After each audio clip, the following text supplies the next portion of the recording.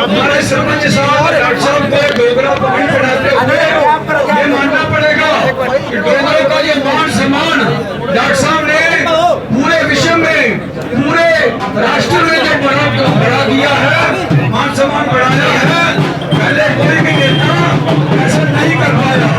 इसलिए मैं दिल की कारण क्या है कि जो मान सम्मान डॉक्टर साहब ने इस क्षेत्र का, इस डुग्गर प्रदेश का बढ़ाया है, मैं दावे के साथ कहता हूं कि कोई भी आदमी इस तरह का सम्मान, तो विशेषकर अभी एक दिन पहले जो इतना बड़ा और डॉक्टर साहब का स्वागत करने में बहनों ने हमारी ने अभी बड़ी प्रचंड जीत जो है हमें हासिल हुई है। बहुत बढ़िया, बहुत बढ़िया, बहुत बढ़िया। हमारी बहन रेमी ने भी बहुत ज्यादा मेहनत की है, बहुत ज्यादा उत्साहित है लोग। जो राज्यसभा के पूर्व सांसद हैं वह भी डॉक्टर साहब का स्वागत करते हुए, कोई कमी नहीं है, समय की कोई कमी नहीं है। हम थोड़ा सा व्यवस्था में चले ताकि डॉक्टर साहब आराम से। मीडिया के मित्रों का भी आभार प्रकट करा, इतनी तेज गर्मी के बावजूद आपको ये झेलना पड़ा ये कार्यक्रम के विजुअल्स उतारने के लिए, और मुझे आभार प्रकट करना है दिल की गहराइयों से इस चुनावी क्षेत्र उधमपुर कठुआ डोडा के मतदाताओं का।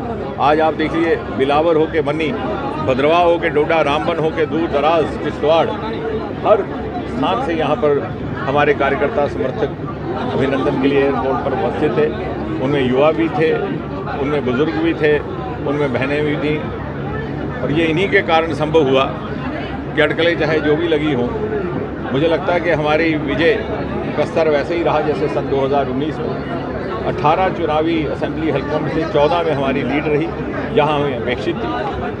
कांग्रेस प्रतिनिधियों के जो होम कॉन्स्टिट्यूंसीज थी उसमें भी हमने 24-25 हज़ार की लीड ली है।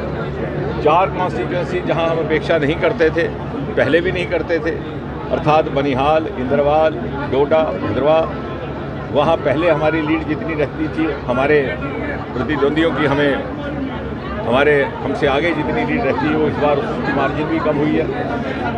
कुल मिलाकर वोट संख्या देश भर में कम हुई है, लेकिन औसतन हमारा स्तर उसी तरह का रहा। किसी भी अपेक्षित असेंबली हल्के में हम पिछड़े नहीं हैं, और ये एक बहुत बड़ी उपलब्धि है। ये उस निरंतरता का संकेत है जिसके साथ हमारे सारे कार्यकर्ता इस चुनावी क्षेत्र के कामकाज में सेवा भाव से समर्पित रहे, और लोगों का और ज़मीनी स्तर के जो हमारे प्रतिनिधि थे, पंच, सरपंच, डीडीसी, जैसे आज आपने देखा होगा भारी संख्या उन्हीं की है, उनके साथ एक दिल का रिश्ता कायम करने में वो सफल रहे। कहीं कहीं ये जो बारीकी रिश्ते रहते हैं ग्रास रूट पर, ज़मीनी स्तर पर, ये कई बार बहुत बड़े स्तर पर उभरते नहीं, लेकिन वोट के समय इनका इजहार होता है। वो सारी टेररिज्म एक कंसर्न बन रहा है, अमित शाह जी ने भी मीटिंग की। ठीक है, कर लेंगे। How significant is the Doda-Lakhanpur highway? Yesterday only it has No, been I think that is also, in fact, an indicator of the fact that in the last 10 years, and now of course this is the 11th year, there has not been a single day when this constituency and our entire team of workers has not dedicated itself to the work of development in the constituency. So even within a week of having been sworn in, we have started this. I am glad that this is one of the most important game changers. We have been trying for it for the last 6-7 years. The issue was that Chhatarkala tunnel itself would cost about 4,000 crore. BRO could not have borne its cost, though it had prepared a DPR through beacons.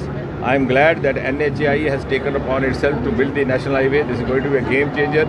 It will cut short the journey from Lakhanpur to Doda by just about 3-4 hours, generate revenue, generate employment. Besides this, the Sudhma Dev is another highway which nobody had imagined, nobody had thought, because those are the small villages where people had not even seen an automobile, which includes my village.